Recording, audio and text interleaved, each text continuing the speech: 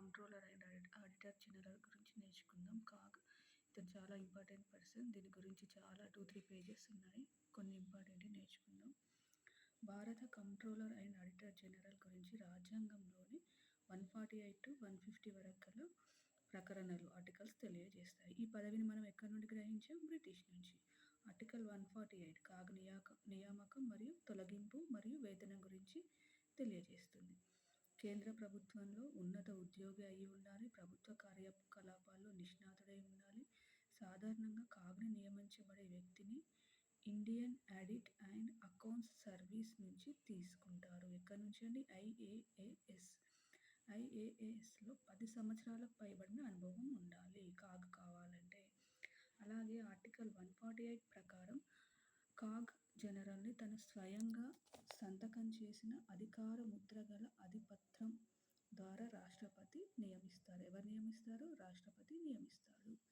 అయితే వాస్తవంలో ప్రధానమంత్రి సూచన మేరకు మాత్రమే రాష్ట్రపతి నియమిస్తాడు. అందులో PM సలహా ఇస్తాడు.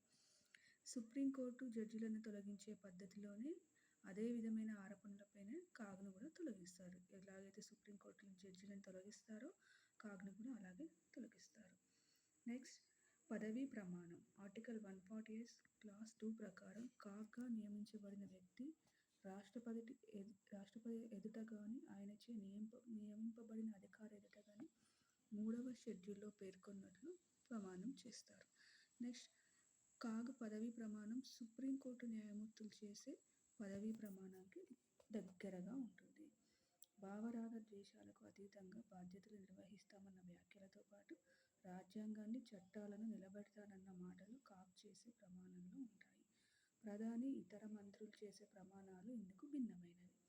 రాజ్యాంగానికి కట్టుబడి చేస్తామని మాత్రమే వారు పదవీ ప్రమాణం స్వీకారం సందర్భంగా ప్రతిజ్ఞ పూనుతాను అని చెప్తారు. కానీ ఈయన మాత్రం చట్టాలను కూడా నిలబెడతానని అన్నాడు. అంటే రాజ్యాంగాన్ని నిలబెట్టే కీలక బాధ్యతలను రాజ్యాంగంలో సుప్రీంకోర్టు, హైకోర్టు న్యాయమూర్తులు మరియు కాగ్ మీద మాత్రమే ఉంచడం జరిగిందన్నమాట. నోటు: రాజ్యాంగబద్ధ సంస్థల అధికారులలో ఈ విధానంగా ప్రమాణం చేసే అధికారి కాగ్ మాత్రమే. ఓన్లీ కాగ్ మాత్రమే రాజ్యాంగాన్ని, చట్టాన్ని నిలబెడతాను అనే మాటలు ప్రమాణంలో ఉంటాయి. నెక్స్ట్, శాలరీస్ గురించి నెక్స్ట్ వీడియోలో నేర్చుకుందాం. ఈ వీడియో హెల్ప్ఫుల్ అయితే ప్లీజ్ సబ్స్క్రైబ్ మై ఛానల్.